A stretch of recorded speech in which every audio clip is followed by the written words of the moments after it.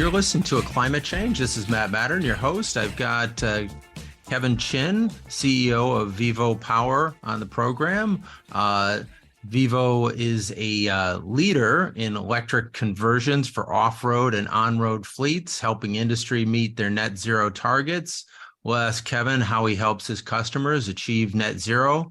Vivo is a certified B Corporation. It's also listed on NASDAQ.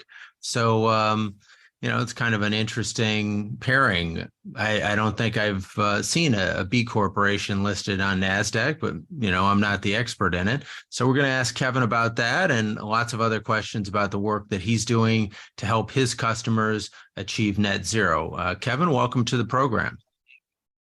Thanks very much, Matt, and I appreciate the invite and great to be on the show. Thanks again. Well, tell us a little bit about your background and how you came to kind of the environmental movement. I saw in your bio you had a bit of a corporate background in business and accounting. What led you to the environmental space? Yeah, so I guess in terms of outside of business life, even from an early age, I was one that spent a lot of time in the outdoors and particularly underwater, and enjoyed diving, enjoyed snorkeling, and very passionate about marine life. And over the years, I think from around 2008, 2009, started to see firsthand some of the degradation in the ecosystems around the world that I'd go and spend time in. And that also then sort of led to, around that same time, understanding more about what was happening with the environment. I think everyone's seen the Al Gore documentaries. And so that was, really the genesis of going down the rabbit warren, so to speak, in this space. And so since 2013, 14, 10 years ago, I've been looking for a way to get into the sector in terms of energy and renewables, with a view to making a small contribution to addressing climate change. And fast forward to today, we've now got a business that spans a few different areas, including the conversion of utility vehicles, which is one of the largest segments of the transportation sector globally. So what brought you to doing electric conversions? I haven't seen companies doing that exactly. We all know of Tesla and their success. What made you go in this direction? And describe for the audience kind of like what an electric conversion is too. Yeah, sure. So what we do, and this is with Tembo, which is our electric conversion brand that sits under VivoPower. What we do is we take both new as well as secondhand utility vehicles, aka pickup trucks, and we take out the ICE infrastructure, so whether it's diesel or petrol inside, and replace it with an EV powertrain. And the reason we candidly stumbled into this area is that through another business of ours, we had a range of mining sector clients that started to reach out and inquire about whether we were able to do conversions of their utility vehicle fleets. And that was around 2017, 2018. And so that was the start of the journey that led us to this, segment of the market, which spans, off-road as well as on-road vehicles. And the reason we do this is that if you think about utility vehicles or pickup trucks, they're inherently built to last. They're very durable. Models such as the Toyota Land Cruiser, there's the famous saying that a Land Cruiser never dies. And indeed, if you look at most utility vehicles that are used by fleet owners around the world, they tend to have a second life, in some cases a third life, where they'll start off, say, in Western Europe, and then they'll end up in Central Europe, and then they'll end up in Africa. And so they'll last for 12 to 15 years on average. And if you replace the ICE architecture with an EV powertrain kit, as a fleet owner, you can extend the useful life of that utility vehicle, which is attractive, not just from a environmental perspective, but also from an economic perspective as well. So how does it pencil out that it actually is more efficient or profitable to swap out an internal combustion engine for an electric powertrain? How does that pencil out? How much does it cost, I guess, is the first thing to do a conversion? Yeah, good question. So it ranges from depending on the use case, anywhere from $50,000 to, in some cases, $150,000. So, for example, if it's going into an underground mine where it needs to be reinforced, ruggedized, and customized to a whole nother level, in order to be able to operate effectively and safely underground, that can be, significantly more expensive. Whereas if it's being used for a sort of construction site, then it's a lot cheaper. The elephant in the room question that we get asked a lot is that, well, why wouldn't people just buy a new vehicle, a new electric utility vehicle instead? There are basically three reasons. So number one is that at present, there's anywhere from a 2 to 3 year waiting list to get your hands on not just electric vehicles, but some of the more popular utility vehicles, including some of the models I mentioned, such as the Land Cruiser.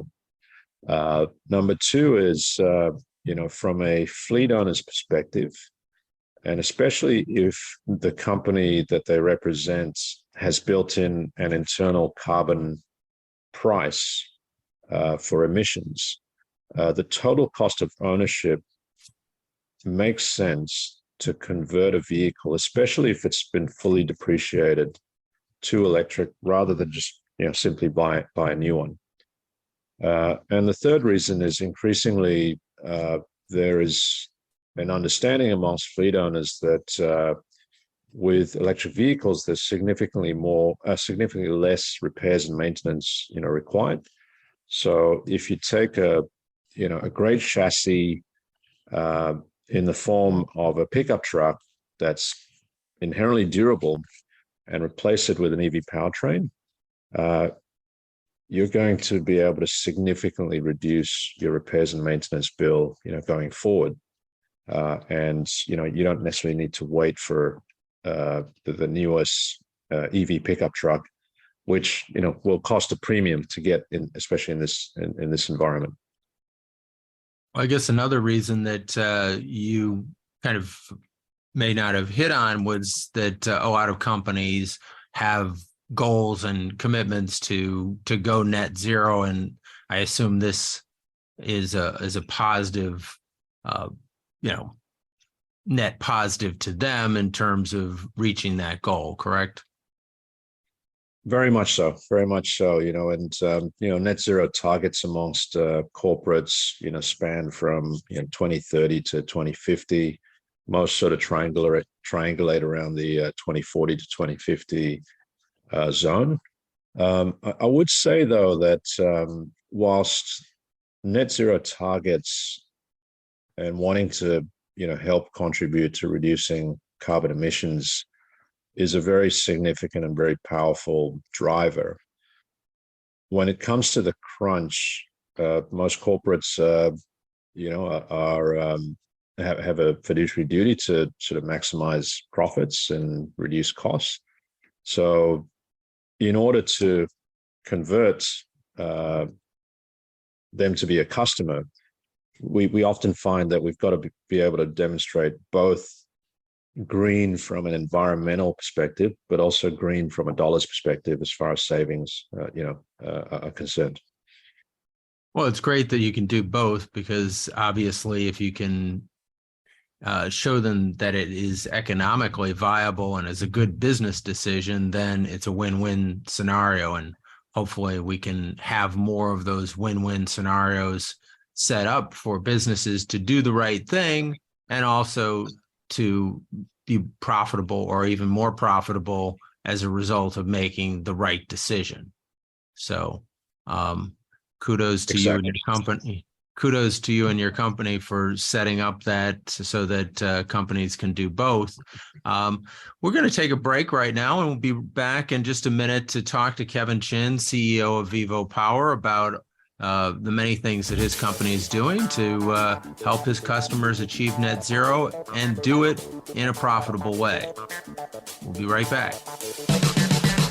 We can change the world if we do it together.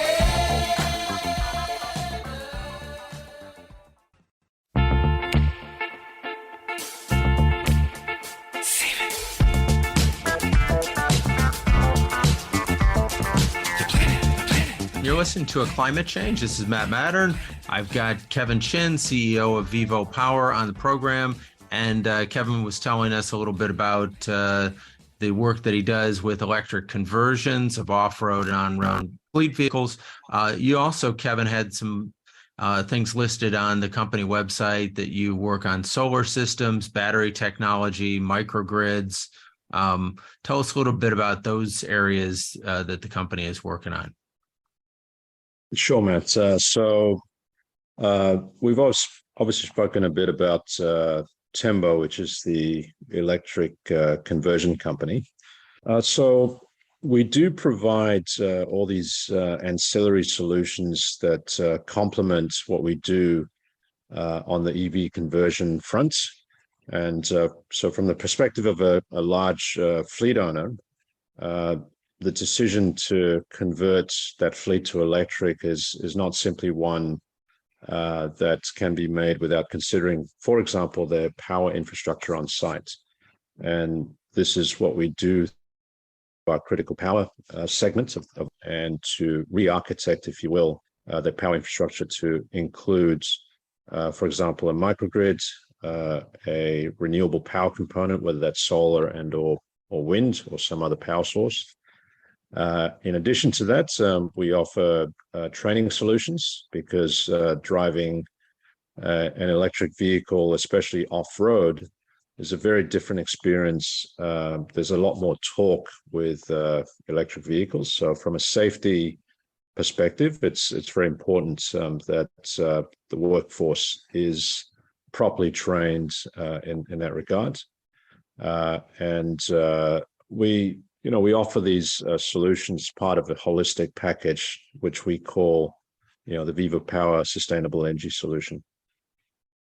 So in terms of what percentage of the revenue is coming from the Tembo part of the company, the electric conversions, and how much of the revenue stream is coming from other pieces of the company? So as a percentage of total revenues, Tembo is relatively small at the moment, under 2.5%. That being said, though, Tembo has orders and commitments from corporates around the world that total in excess of 13,000 conversion kits. That's an estimated value in excess of $1 billion. So that will become the major revenue contributor to the company over the next 5 years. So 13,000 conversion kits is totaling approximately $1 billion in revenue. Just over $1 billion in revenue, correct? Over the next 5 years. Okay, well, that will be substantial growth in revenue for the company, I guess. Yes, and the challenge is ensuring we're able to deliver sustainably. So in terms of, are you producing the batteries in-house, or are you buying the batteries for the electric conversions and the electric motors from third-party vendors and assembling them? Or how does Tembo make this happen? We do source our batteries from third-party partners and suppliers, as well as other components, and we, assemble them and integrate them. What is, I guess, IP and trade secrets for us are some of the hardware elements that we have created internally to effectively integrate, various elements. And there's also software that we've built that's proprietary to us as well. Okay. Tell us a little bit about VivoPower being a B corporation. What is a B corporation, and why did you decide to go that route? Yeah, good question. So a B corporation is an entity that they're governed by a body called B Lab, which is a nonprofit. And the biggest differentiator of a B Corp is an attestation that's codified in the memorandum and articles or constitution of the company to not just deliver for the benefit of shareholders, but to deliver and operate for the benefit of all stakeholders. And the B Corp mantra is the triple bottom line, which is people, planet, and profit. So it goes beyond, I guess, shareholder primacy, and embraces stakeholders beyond shareholders. And the thinking is that in doing so, actually it creates better value for shareholders, in the long term. How so? Yeah, so let me give you an example, which we talk about internally a lot at the company, which is, the Boeing 737 MAX, which I think everyone knows the story there now, where in essence, what happened was, I guess, a rush by Boeing to produce a model and get it into operations and sell it globally to compete with Airbus. And because of that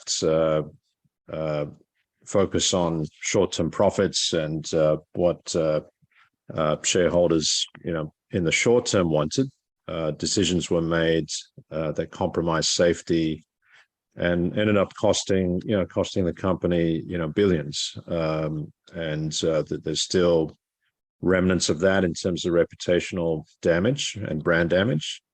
And we do see this a lot as well in actually the EV space, where companies rush out too quickly and feel pressured by short-term shareholder objectives and make decisions which are not optimal.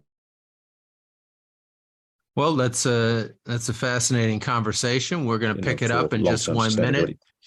And we're going to talk to Kevin Chin, CEO of VivoPower, about B corporations and if that might be the wave of the future. We'll be back in just 1 minute. We can change the world if we do it together.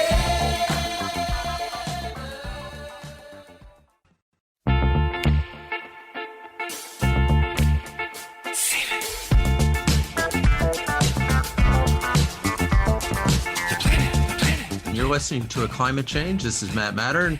I've got Kevin Chin, CEO of VivoPower. Kevin, we were just talking about B corporations and how they are to be for the benefit of all stakeholders, people, planet, and profit.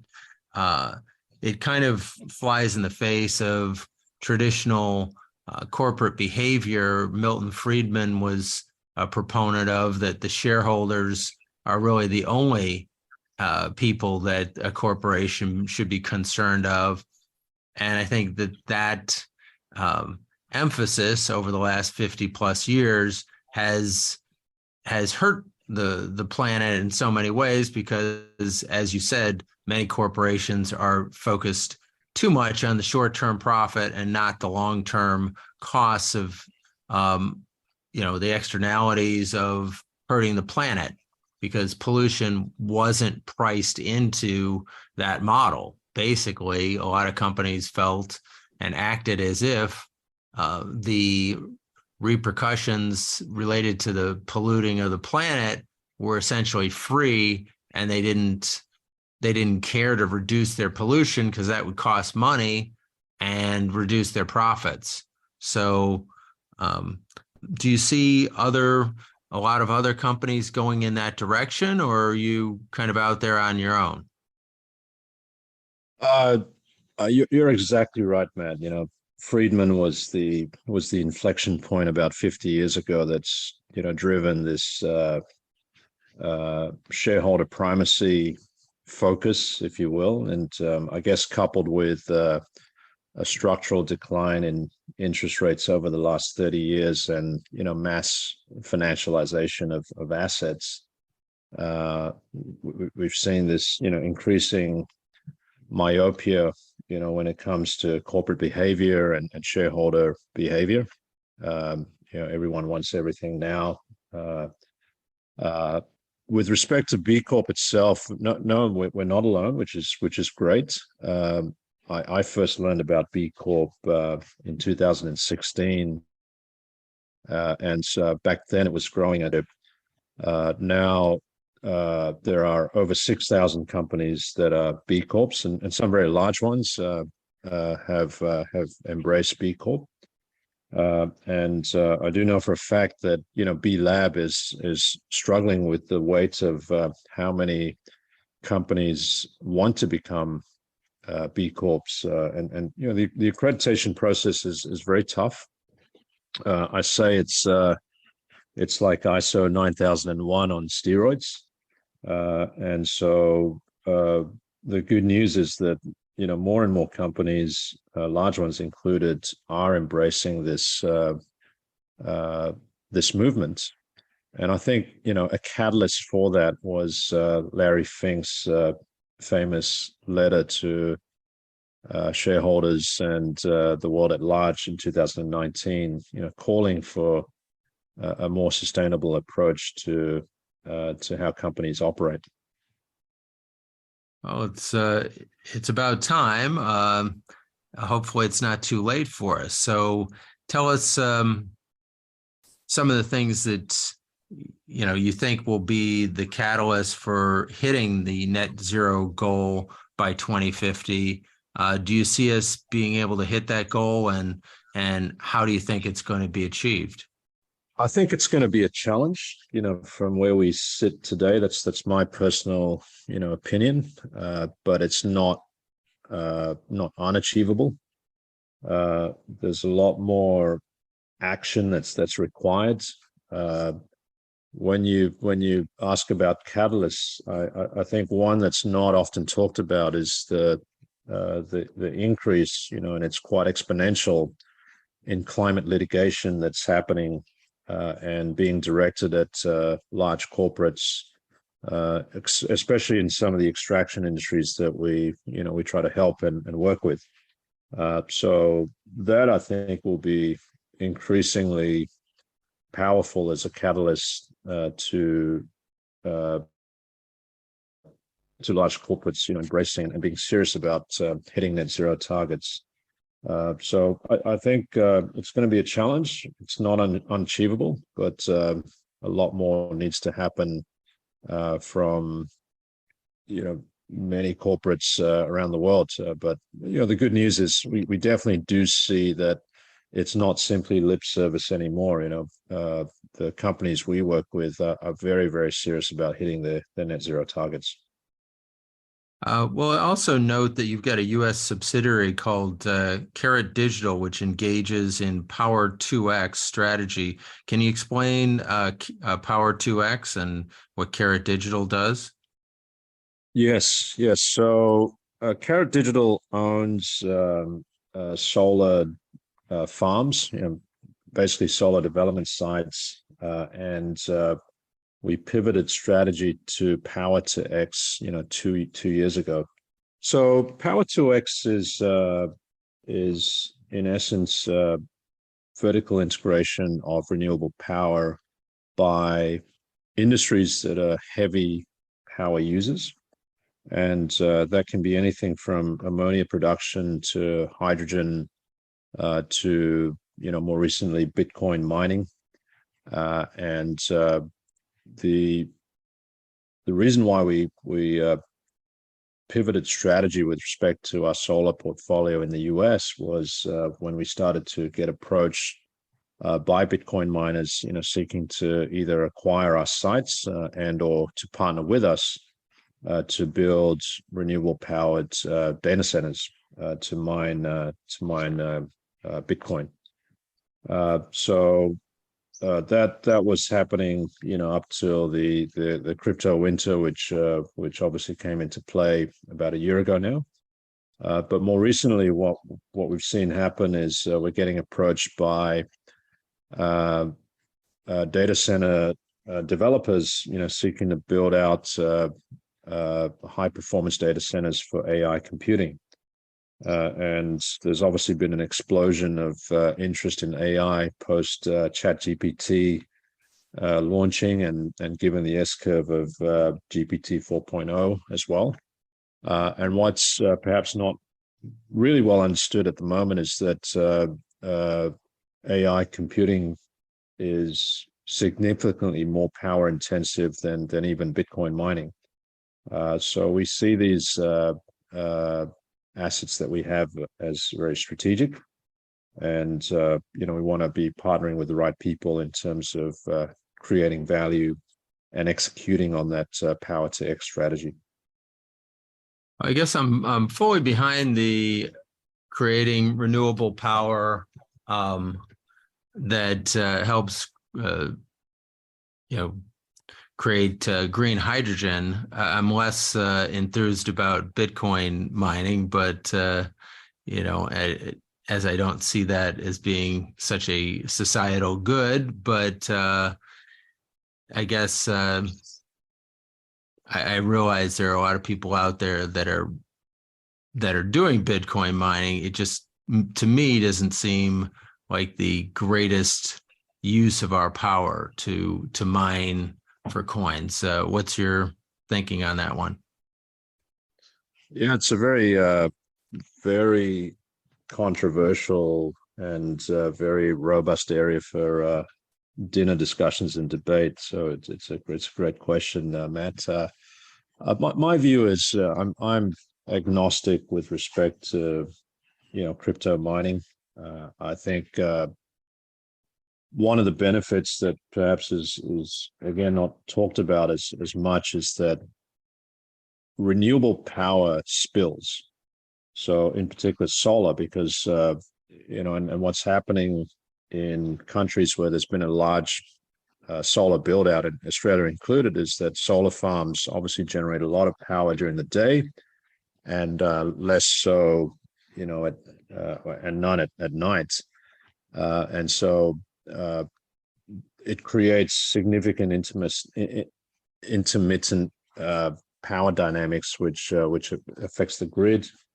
So, Bitcoin is a way to, absorb that excess power and turn it into basically a financial battery, if you will, which can be monetized. And then, if the proceeds of that are used in the right way for the benefit of society, then that's great. If it's not used in the right way, then you're absolutely right. It's not a value creating process. And certainly, compared with green hydrogen, ostensibly it's a less noble use case, if you will. Having said that, though, there's a lot of, and it's a whole topic for another conversation, there's a lot of conjecture over green hydrogen and the amount of capital expenditure that needs to be invested to enable green hydrogen to be produced, and whether the carbon footprint of that capex far outweighs the carbon savings from green hydrogen is still a live debate at present. Well, certainly fascinating questions. We'll be right back in just 1 minute talking to Kevin Chin, who is the CEO of VivoPower. We'll be right back and talk to Kevin about green hydrogen and crypto. We can change the world if we do it together.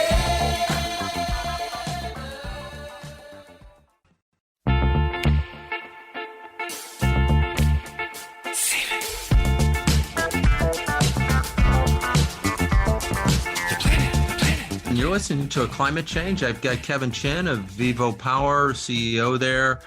We were just talking, Kevin, about the weighing the pros and cons of Bitcoin versus producing green hydrogen with the solar power that is in excess of what is used by the grid. And I guess I'd kind of be pushing more for green hydrogen and pushing it in that direction. You did mention a question as to how much capital expenditure we need to go to a green hydrogen economy. I kind of see that green hydrogen is the cleanest way to go in the future, and that we should be building out that infrastructure. Yes, it will have a cost to it, but in the long term, if we can create enough green hydrogen, that is, to me, the gold standard for powering our economy going forward, because it has virtually no pollution in the creation of the energy that we need to run the economy. It's a view shared by many governments, Matt, and another reason for it is energy independence as well. Basically anywhere that has access to a body of water and sufficient landmass, can be a site for producing green hydrogen. As we speak today, the economics of green hydrogen do not stack up without government subsidies.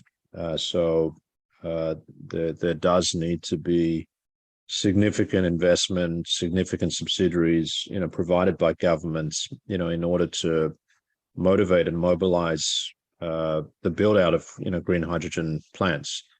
That said, though, these subsidies are coming. You would know the situation in the US very well, especially with the Inflation Reduction Act, but also other countries like the UK and also, for that matter, Australia are pushing hard with respect to green hydrogen.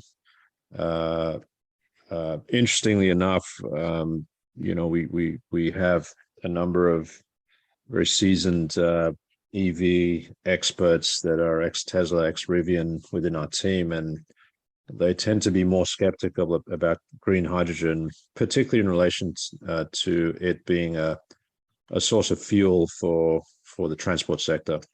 And I think that's really driven by this equation of, is the CapEx that's required actually more carbon intensive than the cumulative savings in carbon you would get from green hydrogen. That equation obviously can change, over time as CapEx costs decline. Well, there's a goal that the U.S. government has to bring the cost of hydrogen down to $1 per kilogram, and some processes are getting closer to that goal. I don't know if you're aware of what the price of green hydrogen would be in Australia at this point in time. Green hydrogen in Australia is prohibitively expensive at the moment in Australia. So depending on where you are in Australia, it's anywhere from $3 to $4 a kilo. So a lot more needs to happen with respect to cost of electrolyzers. But I would I would bet that that cost curve, will come down. So I think this is a very much an economic inflection point game where at some point it does inflect and it does, become economic. But in order to get there, it needs to get to that critical mass, and it needs that government impetus from a subsidies perspective to, as mentioned, motivate and mobilize that capex spend. Now, critical power service business in Australia, what does that do, and how does it help with regard to the overall mission of VivoPower?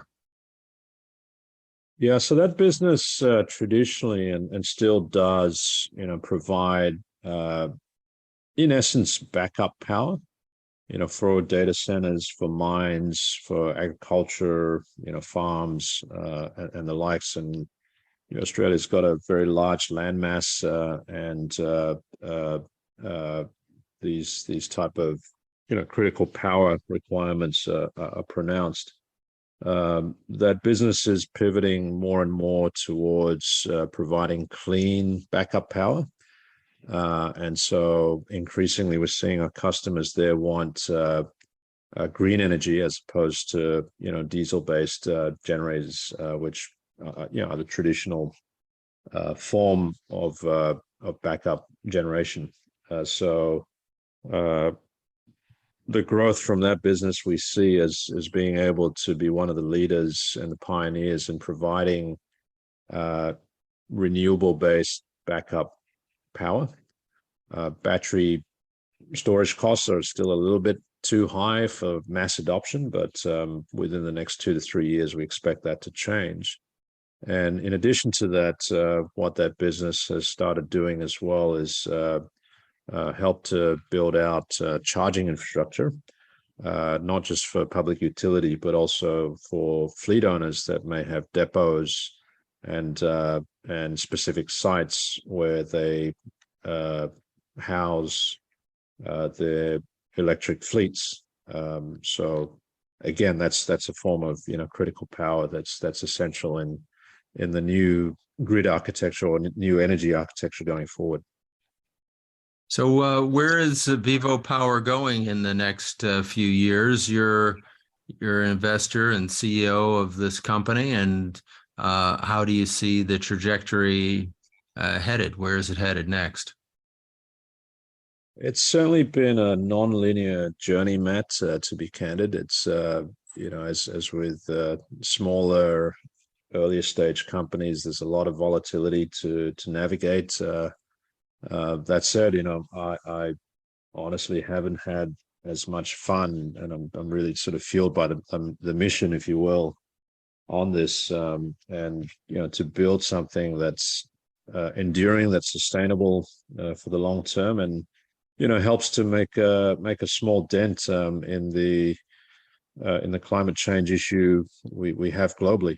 So we've got a lot of growth, particularly through our EV business, Tembo, and then by virtue of that, we see that very much as the Trojan horse, which will activate all the other elements of the VivoPower business, critical power, power to X, and we very much, as a team, want to build this out to be a great, impactful, and sustainable global company. So how many employees does Vivo currently have? We have around 160 globally at the moment. Okay, and what's your projection as far as where it will be, maybe in a year or 2 years, 5 years? So in terms of our 5-year goals, looking at this from a people, profit, planet lens, in terms of jobs created, we expect to be north of 1,000 roles and 1,000 people in 5 years' time. In terms of revenues and profits, based on what we have today, we expect to be north of $1 billion revenue-wise, north of $100 million in terms of pre-tax profits. And then from a planet perspective, as far as contributing to reducing carbon emissions. Each vehicle that we convert saves around 50 metric tons of CO2 emissions. So if we get up to 100,000 vehicles converted in 5 years' time, then that translates into about 5 million metric tons of CO2 that we've helped to take out of the world. Well, that's a great goal, and we certainly wish you well and getting to that goal and exceeding it, and having a great business that benefits the environment as well as benefits the shareholders as well, because I think that's probably the way we have to design our world going forward, is to have both something that is profitable as well as something that benefits the environment, so that it is truly sustainable. Because if we have only things that benefit the environment, but they cost so much that they drive us into bankruptcy, that is not sustainable in the practical way of the world. So thanks, Kevin Chin, CEO of VivoPower, for being on the program. Everybody, as listeners, check out VivoPower's website to see the exciting work they're doing. Any final comments for us, Kevin? Yeah, thanks so much, Matt, again for inviting me onto the show, and been a pleasure talking to you, and some great topics there. Just perhaps as a final note, it's not mutually exclusive to be able to deliver on shareholder value and profits, as well as to be able to contribute to reduction in carbon emissions and create sustainable jobs. And I think there's many examples of that among some of our larger B Corp peers, and we hope to emulate some of those that have become huge corporations that do good with their business practices. I certainly hope the same for you. Everybody follow us on our social media channels like Instagram, Facebook, Twitter. Go to our website at climatechange.com. Leave us comments and feedback, questions. Tell us any topics, guests, or questions you'd like to ask our guests, and leave comments on our Climate Change website. And please go ask, have people go out to Apple Music and Spotify and give us a review. And in the coming week, go out there and take some action to improve our environment. Talk to your elected officials, volunteer, and help make our world a better place, and ultimately be the change we want to see in the world. So thank everyone for listening. Tune in next week, and check out our website at climatechange.com. We'll look forward to having you listen in next week. This is Matt Matern. Goodbye for now. We can change the world if we do